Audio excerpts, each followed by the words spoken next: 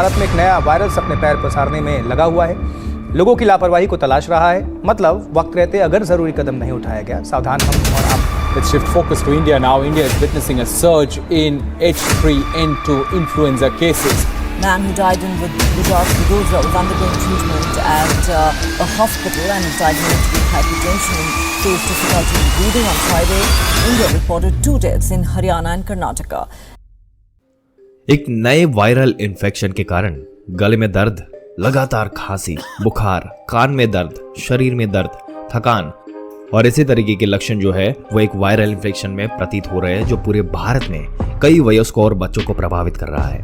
और दोस्तों, डॉक्टरों ने ऐसे तीव्र श्वसन लक्षणों वाले रोगियों में 1 साल पहले की तुलना में 2.5 गुना जो है वो ग्रोथ दिखा है। इतने ज्यादा लोग जो है वो इन्फेक्टेड हो रहे हैं और हर एज ग्रुप के जो मरीज है, जो पेशेंट है, वो इस वायरस से इन्फेक्टेड हो रहे हैं। डॉक्टरों का कहना है कि बुजुर्ग लोग और बच्चे जो है वो अब कोविड-19 के बाद वायरस के कांटेक्ट में ज्यादा रह रहे हैं और वो ज्यादा इन्फेक्टेड दिख रहे हैं। इस बीच भारतीय चिकित्सा अनुसंधान परिषद ने कहा कि इन्फ्लुएंजा ए उप प्रकार H3N2 अभी की जो ब्रीदिंग रिलेटेड जो बीमारी है उसका रीजन हो सकता है। थ्रोट इन्फेक्शन, आपके गले में जलन, सूजन या फिर दर्दनाक खरोच जैसा अगर महसूस हो सकता है। जब आप गल्प करते हैं यानी कि निगलते हैं तो दर्द और भी बदतर हो जाएगा।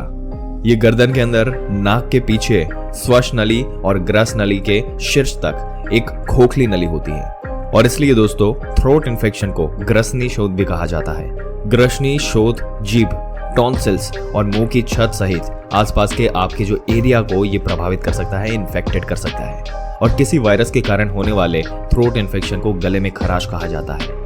और दोस्तों, ये इन्फेक्शन अगर आप तक पहुंच गया है तो ये आपसे दूसरे व्यक्ति में तेजी से फैल सकता है।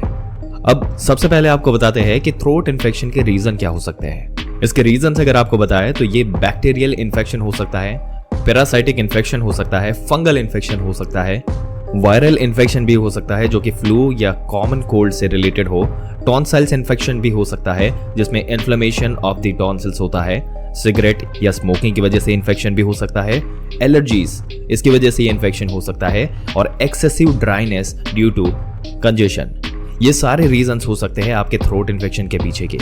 और इसको अगर आपको थ्रोट इन्फेक्शन है तो आपको पता कैसे लगेगा कि वो आपका थ्रोट इन्फेक्शन है। इसके लिए जो भी लक्षण रहते हैं उसके बारे में अगर बताए तो गला खराब होना, नॉर्मल बीमारी, भूख में कमी, उल्टी होना, जी मचलाना, बुखार, निगलने में दर्द होना, पेट दर्द होना, गले में लाली, ये सारे जो है वो लक्षण है जिससे आपको पता चल सकता है कि आपको थ्रोट इन्फेक्शन या जो वायरल इन्फेक्शन जो है जो हो सकता है। दोस्तों, अगर आपको इससे निजात पाना है तो आप क्या कर सकते हैं, आप किस तरीके से इस बीमारी से निजात पा सकते हैं, इसके घरेलू उपचार क्या है, उसके बारे में हम आपको डिटेल में बताने वाले हैं। पर ऐसी ही जानकारी पाते रहने के लिए हमारी चैनल को सबसे पहले आप सब्सक्राइब जरूर से कर दें। आइए शुरू करते हैं आपको घरेलू उपचार के बारे में बताना।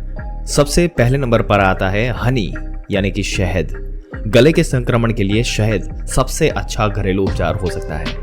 शहद में जीवाणुरोधी और एंटीवायरल गुण होते हैं जो खांसी और सर्दी के लक्षणों से राहत दिलाने में आपको मदद कर सकते हैं। इसके अलावा इसका सुखदायक प्रभाव भी हो सकता है जिसमें ये गले के दर्द के लिए एक क्विक रेमेडी बन सकता है। सोने से पहले 1 चम्मच शहद में आधा चम्मच दालचीनी पाउडर मिला सकते हैं और ये उपाय आपकी जो श्वसन मार्ग है, आपकी सांस लेने की जो जगह है, उसको साफ करने में मदद करता है। गले की खराश और खांसी से राहत पाने के लिए आप गर्म ताज़ा अदरक इसके साथ, इसके पेस्ट के साथ शहद का और घी का उपयोग कर सकते हैं। नंबर 2 पर है अजवाइन।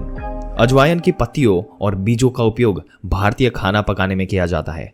सर्दी और खांसी के लिए भारतीय घरेलू उपचार में अजवाइन का उपयोग किया जाता है। इसमें रोगाणुरोधी, एंटीऑक्सीडेंट, एंटीफंगल ये सारे गुण होते हैं। इसके अलावा ये एक कफ निसारक के रूप में कार्य कर सकता है और इसकी मदद से खांसी और छींक से भी आपको राहत मिल सकती है।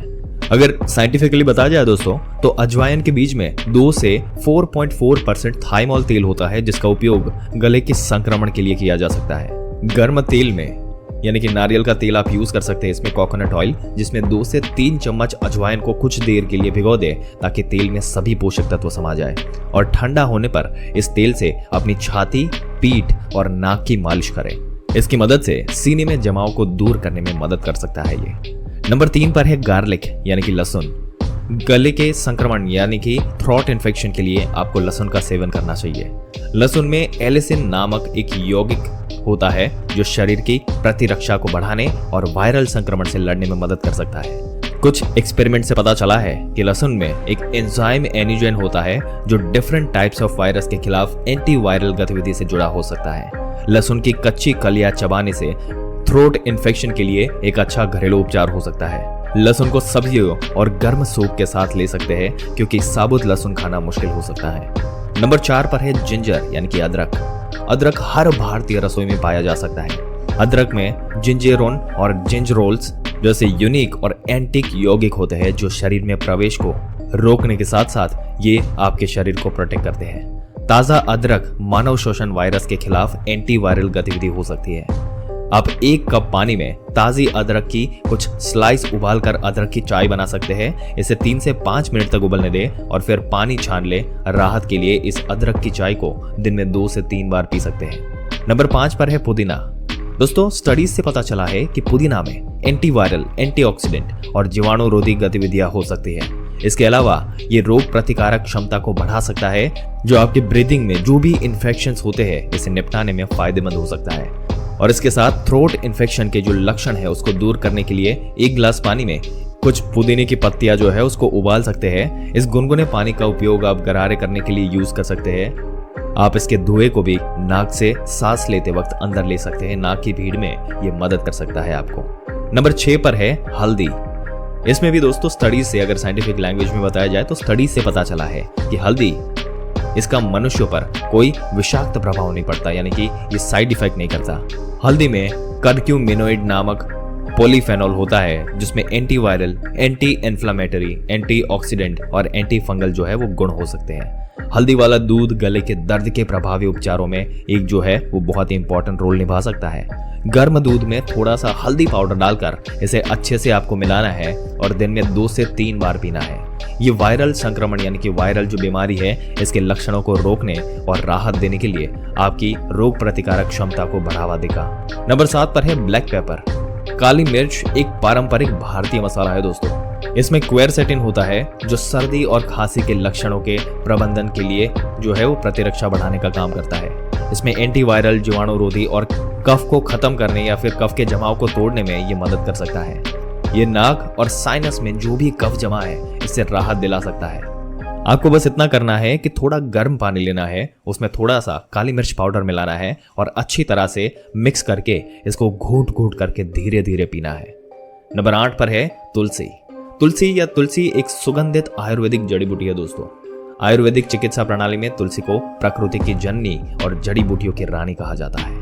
आपको अगर तुलसी की चाय बनानी है तो 1 मुट्ठी तुलसी की पत्तियां ले और उन्हें पानी में उबाल लें। पत्तियों को लगभग 5 मिनट तक उबलने दें और अगर रिक्वायरमेंट हो तो अदरक, दालचीनी या शहद मिलाए।